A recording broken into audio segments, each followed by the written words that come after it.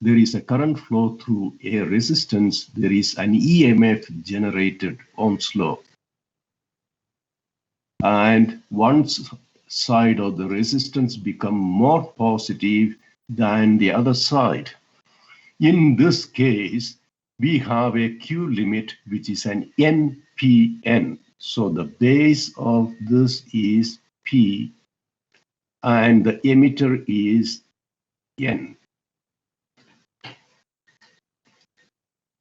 Now you can see from the diagram, the base of NPN transistor, the P side get more positive than the N side. All right. Now, how it is going to operate? Usually, we design for a certain amount of load current.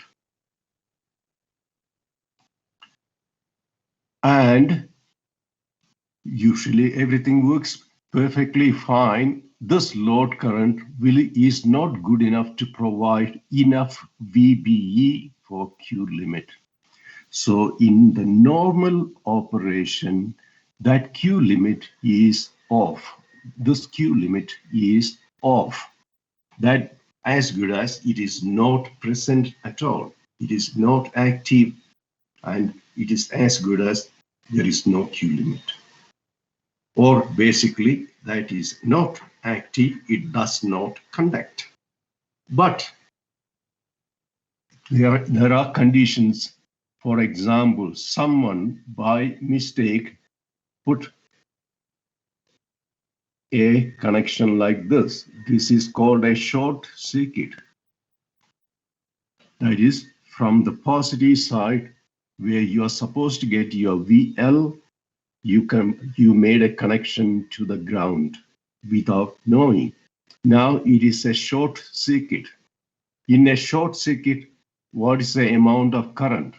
Current is supposed to be I equals V over R.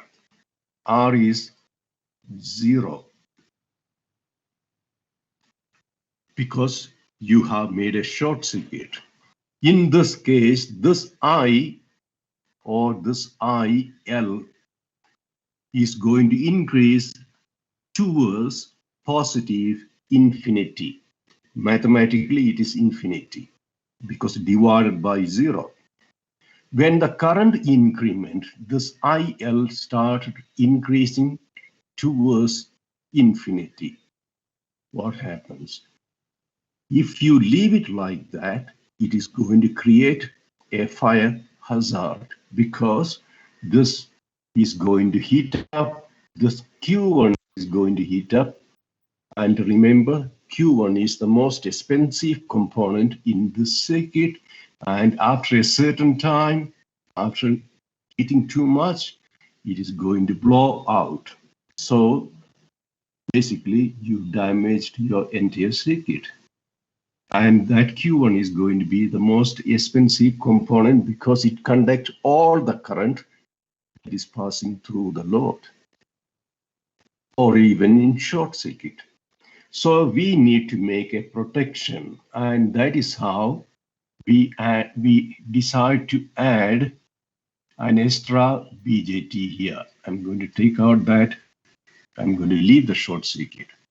So how it is going to operate?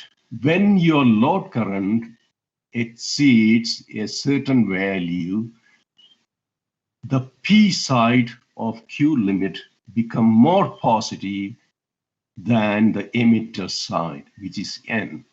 As we already know, when the VBE for Q limit exceeds 0.7 volt, this Q limit is going to conduct. And when Q limit is conducting, how is the current going to flow? The current is going to flow from this point through Q limit. Current is going to flow to the short circuit to the ground. Okay, When the current is passing through Q limit, what happens? Q limit is basically removing IR. Q limit is removing IR. That basically means there is no base current for Q1, there is no collector current for Q2, and there is no Zener diode current flowing. The only component in a short circuit that is going to conduct is from VI unregulated through R3 and through Q limit, it is going all the way to the ground. Remember, your current coming through R is same as before. It doesn't cause, almost all that current is removed by Q limit to the ground. Okay, so while there is a short circuit, only component, only BJT that is conducting is Q limit. Time for question.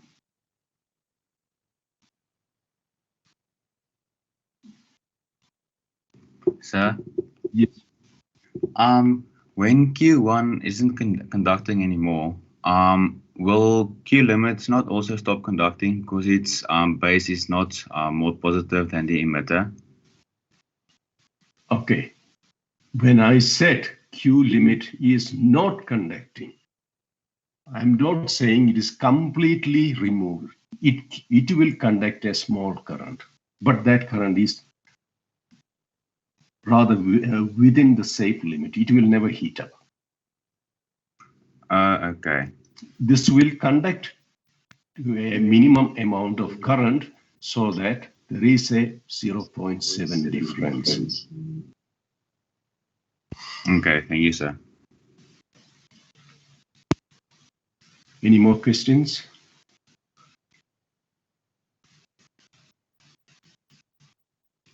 Now, we can work out the value of R limit. So you want to limit the current at 1 ampere in case of a short circuit, VBE divided by R limit. Cross multiply, then we can work out R limit equal to VBE divided by whatever limiting current. That is 0.7 divided, if we are limiting at 1 ampere, 0.7 divided by 1 ampere, you need to put a 0.7 ohms.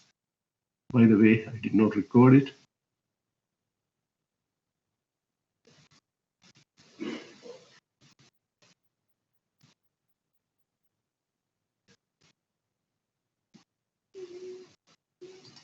Okay, I'm just was waiting for the confirmation. All right, this is over current limiting. Sometimes we call it short circuit limiting. Now, here is a problem. Calculate all the node voltages and current through each branch for the modified series voltage regulator.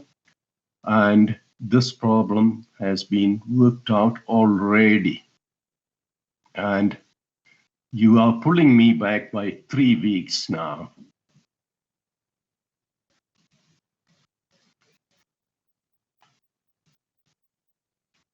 Modified series. I'm looking at problem 3. I'm not going to work out anymore. It has been done before. A modified series voltage regulator diagram using VZ 3.9, R1 12K, R2 4.7K, R3 180, RL 36 ohm, and beta 1 is 40, beta 2 is 100. R limit is 1 ohm, VI is 20 volt. Let's work out problem number 4.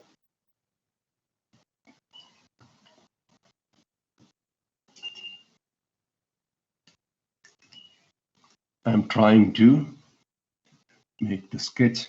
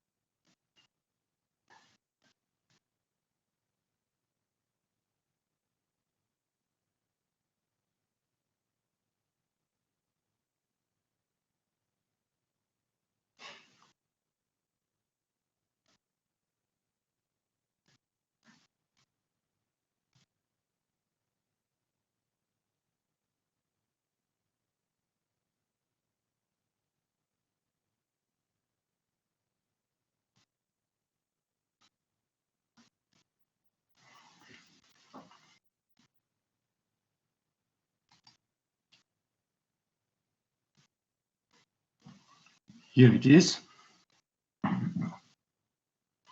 All the values are present. Now 20 volt is unregulated, VI unregulated. There is a beta of 40. Q2 has a beta of 100. Okay, I did not include Q limit currently. In the normal operation, Q limit is not active. But as we go along, we will add one and see the effect of short circuit current. The way we are going to do here is look at the polarity, negative, positive.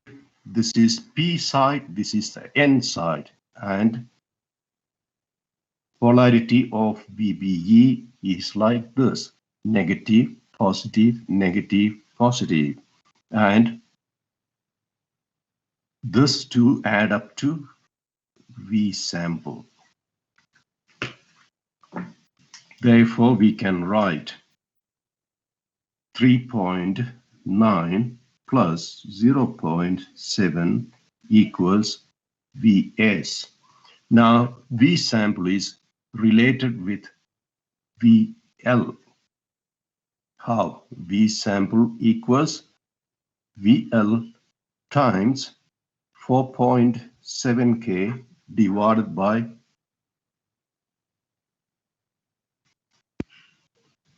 right. The only unknown now is VL. 3.9 plus 0.7 is 4.6. So VL here equals 4.6 times 16.7 divided by 4.7. Somebody give me the answer.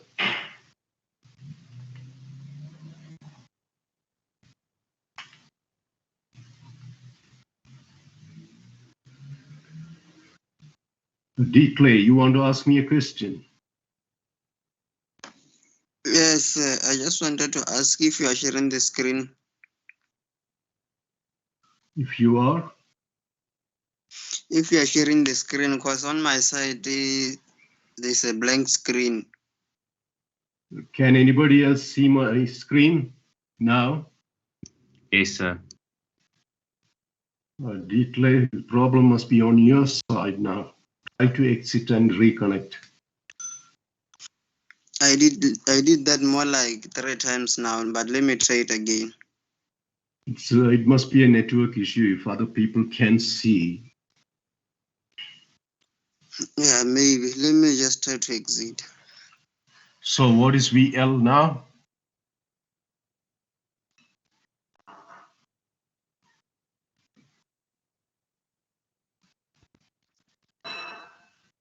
Somebody please confirm.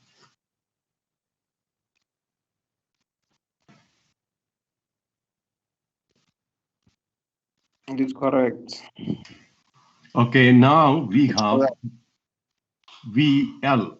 Now, next step is we can work out current through that load resistance of 36 ohm. IL equals 16.34 divided by 36. How much?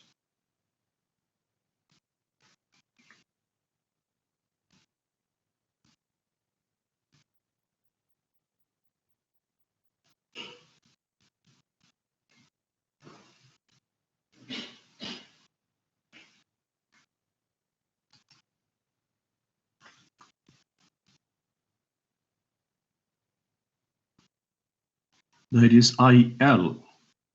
Now, what all we need to work out?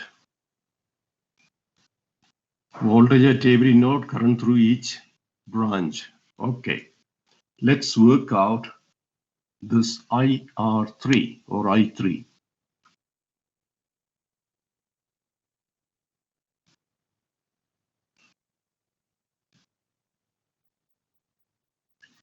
I3 is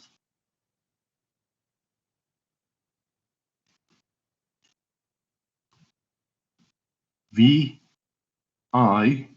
minus VB1 over 180.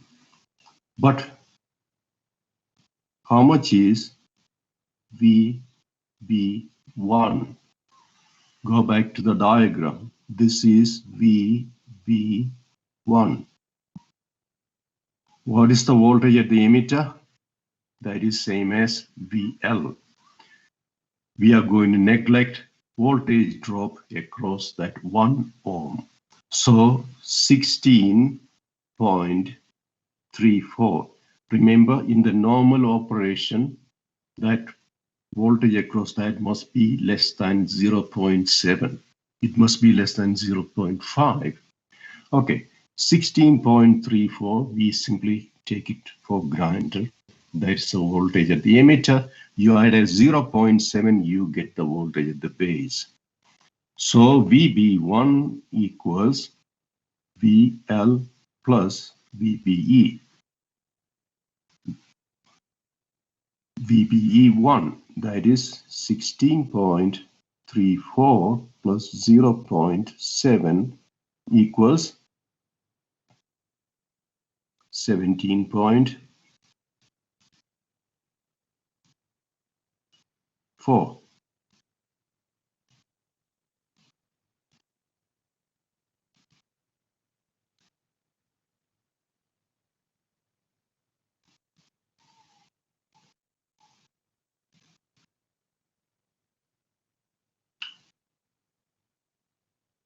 I'm waiting for an answer.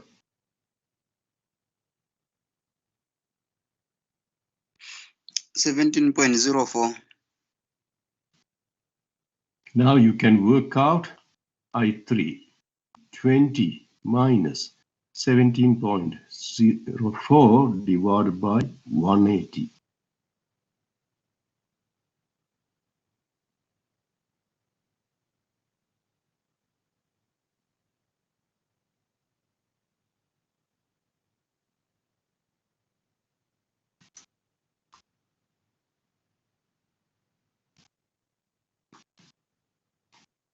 So we got I3. How do you find IB1? That is IE1 over beta 1 plus 1. IE1 is IL, load current. We worked out the load current, 454 milliampere, divided by beta for Q1 is 40. So 41 here.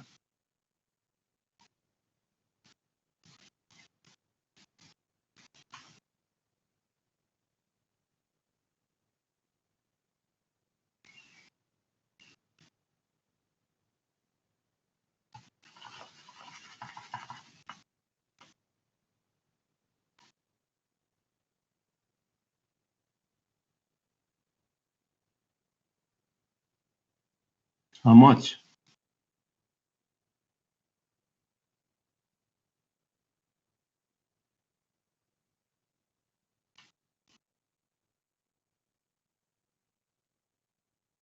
$11.07 milliamps. That is the base current for Q1. That value. That is IB1. So we know the current I3 we already know. I3 minus IB1 must be IC2. Therefore, IC2 equals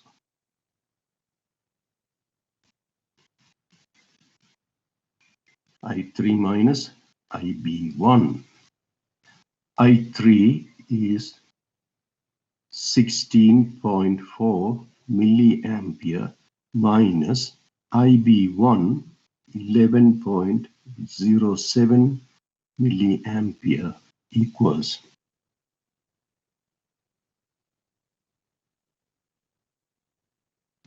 5.33 milliamperes.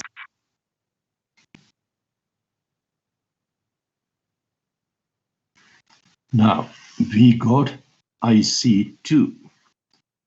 There is a base current flowing, but we can neglect it.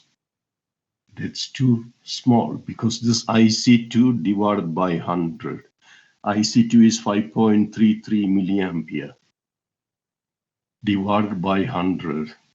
How much you will get? About 5 microampere or something.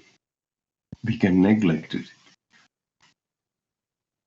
IZ equals or nearly equal to IC2 equals 5.33 milliampere.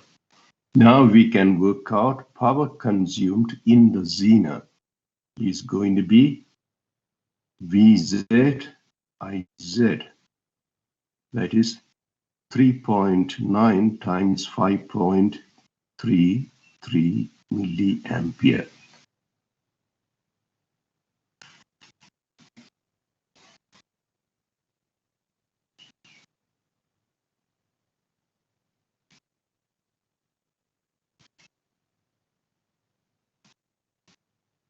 Answer.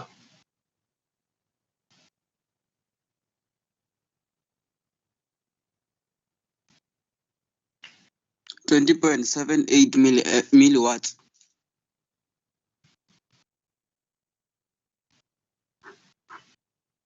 Okay.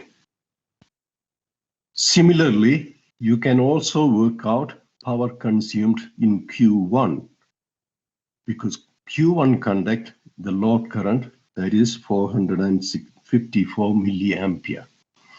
Now, how do you work out VCE? VL 16.34, VI 20 volt. 20 minus 16.34, you get around 4 volt, multiply with load current IL. I am going to leave it that for you to work it out. Now, we will add that BJT here.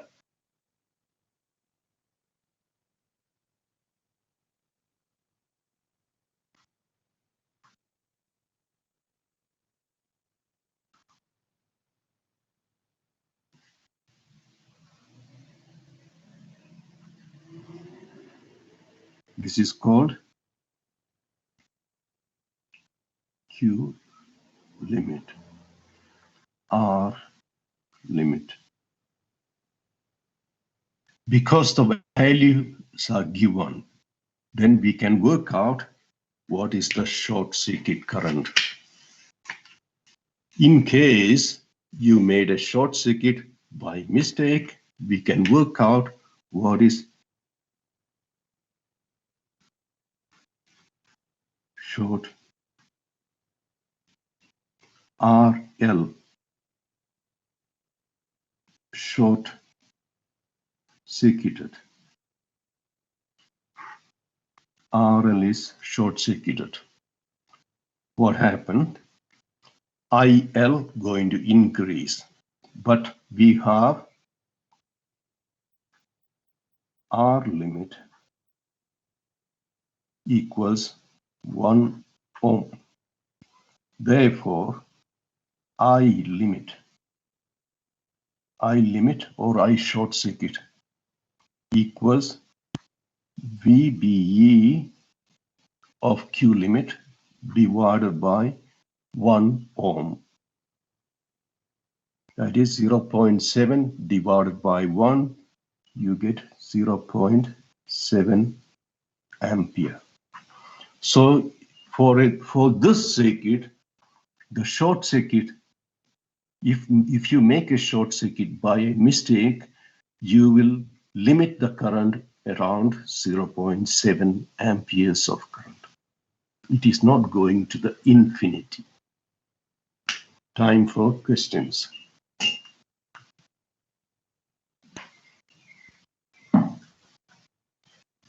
Yes.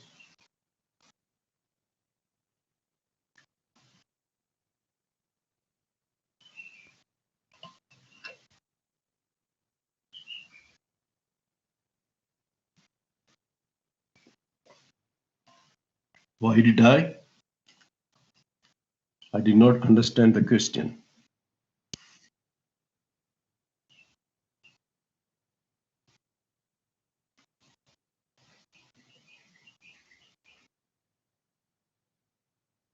1 ohm is a small resistance. If you pass 0.4 amperes through that, 0.4 ampere times 1, you get 0.4 volt.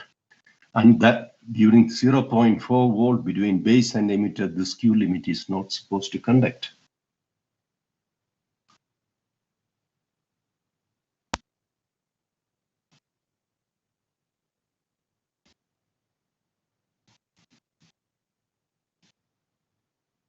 You don't have to. That is why we took the same voltage here. Strictly speaking, it is slightly more because we said it's 0.4 volt. So you have to add another 0.4 here. But for normal calculation, you don't need it.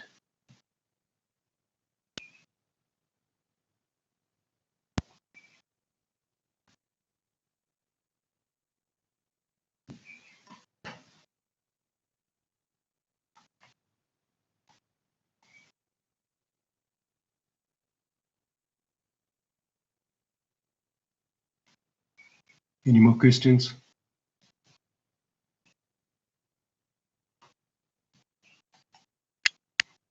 Now we are going to move on. The same problem same problem that we have here. You can change VI to a different value. You can change VZ to a different value. But remember, this VZ, if you're looking for a smaller value, you can use 3.1 volt. If you are looking for a higher value like 4.7, you can change R1, R2, R3, RL, everything you can change.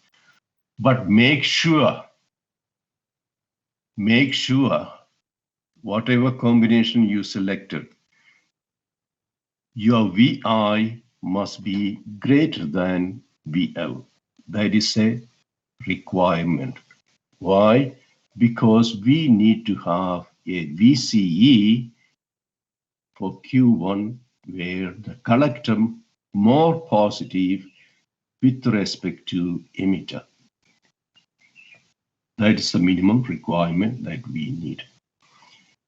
Now, moving into another level of modification.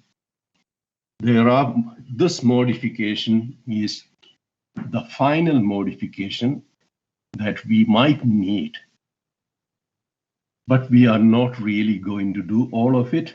We only going to see how Q1 is modified. We had only one BJT acting as a series element. Now you have a combination.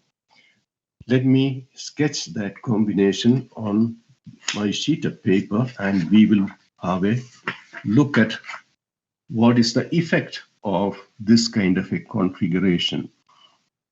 The Q1 is exactly like before. And look at Q2 and Q1 collector.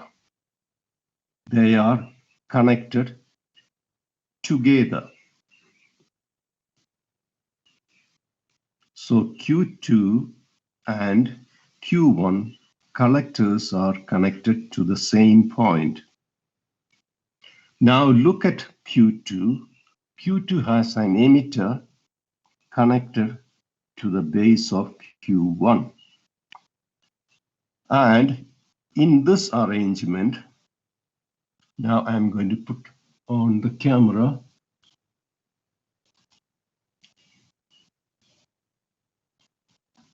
This is the diagram we have where Q1 exactly in the place like before. We added an additional BJT Q2 and Q2 has an emitter current here. That current becomes base current for Q1. So emitter current of Q2 is the base current for Q1. That is the modification. All right. And this kind of a BJT combination is called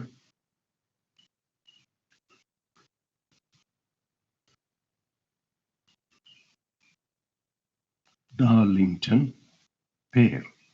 It is a pair of transistors connected as a single transistor with only one collector, only one emitter, and only one base. So whatever coming inside can be treated as a single BJT. Okay. This combination, Darlington pair, acts as a single BJT where emitter current of Q2 is supplying base current for Q1. Okay, what is the benefit of this kind of a configuration? Because there are two BJTs, there is a beta 1 for Q1, there is a beta 2 for Q2. So effective beta is beta 1 times beta 2. This is the alpha and omega of a Darlington pair. Now, going back to the circuit diagram, why we are doing this? Q1 is a BJT that needs to conduct all the load current. The problem with a BJT that is capable of conducting large current will have small value of beta. So Q1 is naturally conducting, it's either a medium power transistor or a high power transistor. So that high power transistors are coming with low values of beta. Or in other words, this I3 is base current for Q1 is going to be pretty high. Why? Emitter current divided by beta, beta plus 1 is your base current. Now, Q1 having low beta, Q2 is only conducting that I3 or the base current for Q1. So naturally you can assume Q2 is a small low power transistor. Low power transistors are coming with high value of beta. So okay, now this I3, which is the base current for Q1, divided by a high beta is your I4. So in other words, you are working with small current I4. Okay. This current splitting into two different current, I4 and IC3. So Q3 is supposed to be the error amplifier. So the error amplifiers are working with smaller currents. What's the benefit of working with smaller current? Better control. So the entire process is improved by adding one Darlington pair instead of a single BJT. That is the benefit we have here. Okay, the rest we are going to leave it, especially this one. In fact, that is called the I3 current from the previous diagram. Current through R3 is replaced by a BJT, a PNP BJT. Okay, it's more. There is a Zener diode, a BJT, and a diode are all included. This is to improve the circuit. This improvisation is to make that current constant. Okay, it is more deeply involved, so we are going to skip. That's not included for the exam. But Darlington pair is included. you can get theory type questions from there. The rest of the slide we can neglect. Now, this modification, the modification that we have, that is Darlington pair and a current source, it improved the circuit a lot in comparison to single BJT circuit that we did initially. So much of improvement, that means your line regulation, load regulation are always getting improved by adding more BJT into the circuit and improving the circuit, better control of current. That is how we achieved so far. Now, when this circuit became very popular, okay, to make this kind of a circuit in a lab situation, how many BJTs you need? 1, 2, 3, 4 BJTs, 2 Zener diodes, plus a lot of resistors. This is quite difficult to make this kind of circuit. Every time you need a power supply, make it like this, it's difficult. So what the manufacturers decided, they will make this kind of a circuit and pack them into an integrated circuit. The most common one is 7-8 series of regulators. These regulators are coming with only 3 pins. Pin number 1, 2 is common, 3 is the output. Pin number 1 is unregulated input. Pin number 3 is regulated output, and there is a common terminal in between. Okay, the initial one they made is 7805, can give you fixed positive voltage of 5, 7806, 08, 09, 12, giving 12 volt, 15 volt, and 18 volt. And pin configuration, 1 is input, 2 is common, 3 is output. And sometimes we put a C1 and C2. The explanations are provided before, here at the bottom. C1 to compensate for the lead inductance. It is necessary when the regulator is placed far from the power supply filter. Remember, VI unregulated is coming from a full wave bridge rectifier with a capacitor filter. And if you are placing this regulator far from that capacitor, you need to put a C1. And C2 is the line filter to improve the transient response. That is both coming around 0.1 micro, 1 micro, that is standard. You can also get all this information from the data sheet. Okay, this 3-terminal regulator, this is positive voltage regulator, R78. The same configuration for negative voltage also available. They are called 3-terminal voltage regulator, negative voltage regulator. Remember, in this case, VI unregulated must be negative, then output also will be negative. You cannot make a negative voltage from positive or positive from a negative.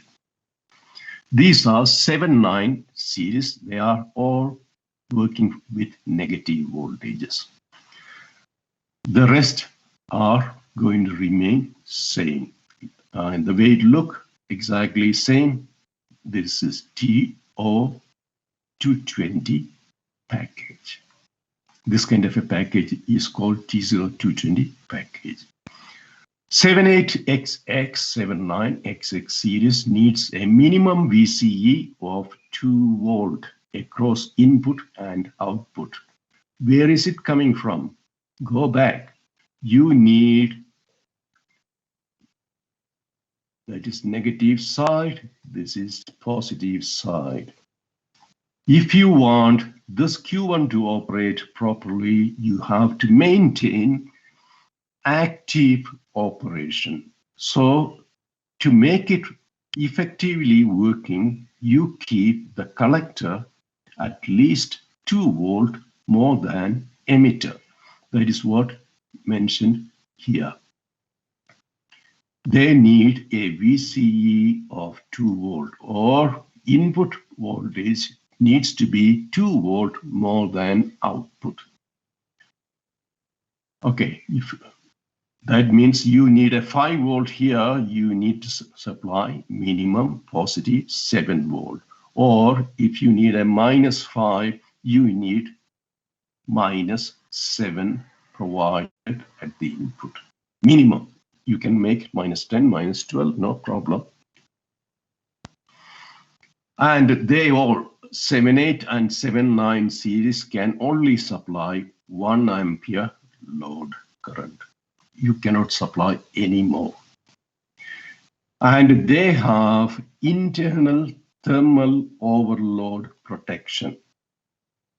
What exactly it means? If you are trying to operate with 1 ampere load current, what happens? 1 ampere is the maximum limit it can give you. When you are working with that kind of high load current, this regulator is going to heat up.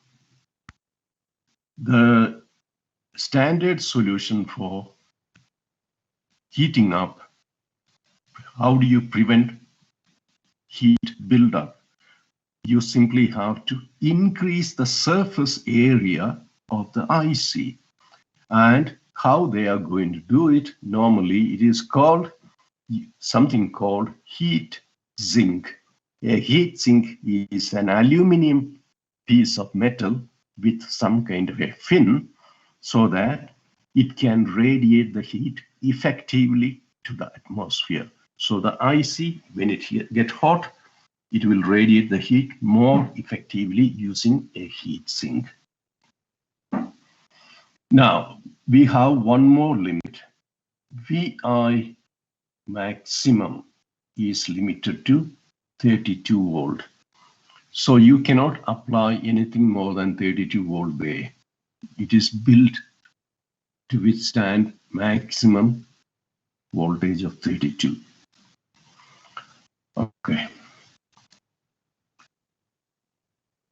Now we are moving into another form of 3-terminal regulator, and these are called adjustable voltage regulator, positive, and you can also get the same in negative. The most common 3-terminal positive adjustable voltage regulator is 317. It also has only 3 pins, pin number 1, pin number 2, pin number 3. Do not confuse it with 7.8 series. Here, pin number 1 is called adjust terminal. Pin number 2, you can see that is your output, regulator output, pin number 2. And pin number 3 is the input. So the pin configurations are different. Now, how do you make use of this? Looking at the diagram, we can say, I'm trying to make that diagram here. As I am making it, I want you to identify how you can make an expression for VL regulated.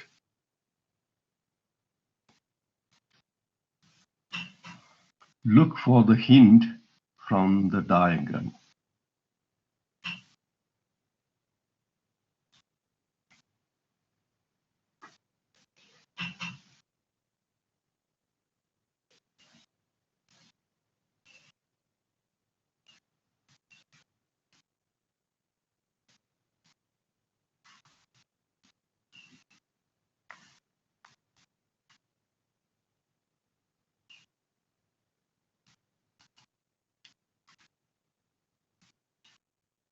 This is the diagram we have seen. already input, VI unregulated, VL regulated. VL regulated is like this.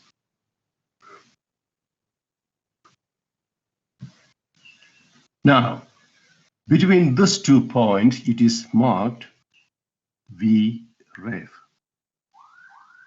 That side positive, this side negative. By the way, in the slide, it is mentioned somewhere there, Vref equals 1.25 volt. And in that diagram, there is another arrow there. It is called I adjust. Now, look, there is a current through R1. Let us call it I1. There is a current through R2. R2 is a variable resistor. Current through R2, we call it I2. Now, looking at this particular node, apply KVL, Kirchhoff's voltage, KCL, current law. One current, I1 is coming and I2 is coming. So, I adjust is coming. So basically, I2 equals I1 plus I adjust. I hope you agree to that. And from the data sheet, one more information provided. I adjust equals 50 microampere. Okay. Now we need to make an expression for VL. Now notice the polarity, that is the clue. Polarity, that is positive, negative. That is, that side of R1 is positive, this side is negative. And identically, this side of the resistance R2 is positive and this side is negative. Now looking at the polarity, negative, positive, negative, positive. So basically, we connected two batteries connected in series. And when you add them together, you get VL. VL is voltage across R1 plus voltage across R2. Okay, what is voltage across R1? We have a name, V reference, plus voltage across R2. What is V? This is equal to V reference plus voltage across R2. Let us replace voltage across R2 because we know there is a current. Replace that current. What do you get? I1 coming through R1, I adjust. So I am going to write it. I1 plus I adjust. That is the total current through R2. You multiply with R2. So VL equals V reference plus I1 plus I adjust R2. Okay. Many of you want a formula so that you can make a mistake while you write the exam. If you are insistent on that, we can do that. How? Let's leave V reference because it's a constant 1.25 volt plus plus. What is I1 from the diagram? I1 from the diagram. How do you find? There is a Vref over R1 is I1. I hope you agree. I'm going to write Vref over R1 is I1. I2 is, second current is I adjust. I'm going to keep it times R2. Now what? We can expand it. V ref plus V ref times R2 over R1 plus I adjust R2. Now Vref can be taken as common. Vref times 1 plus R2 over R1 plus I adjust R2. So that is the formula that you're looking for.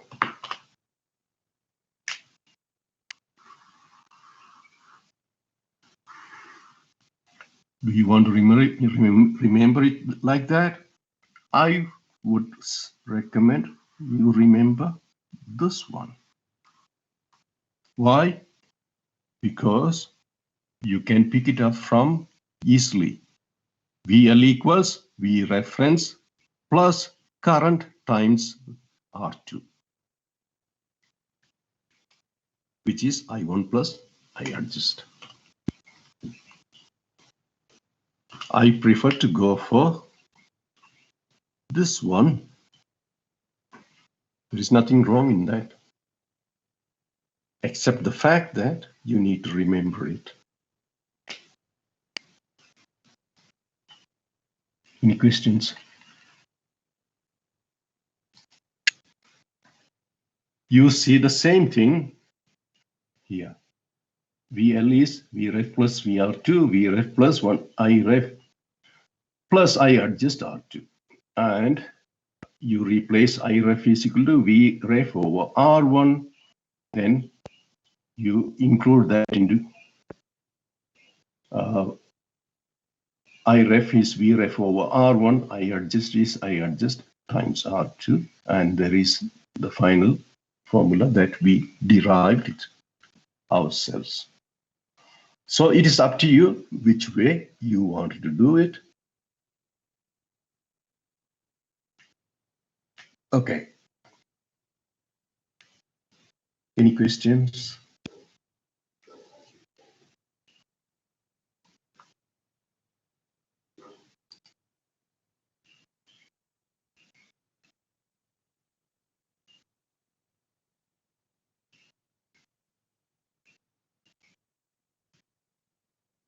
Right. I'm going to stop recording, and I recommend you. This class said that your mechanics lecturer is giving you work every day or Fridays. Unfortunately, I can't give you because we don't meet on Fridays. Okay, here is the problem. I want you to work. Problem 5, I need to work out. I want you to work out and ask me question in tomorrow's class. And if you get stuck, here is the solution.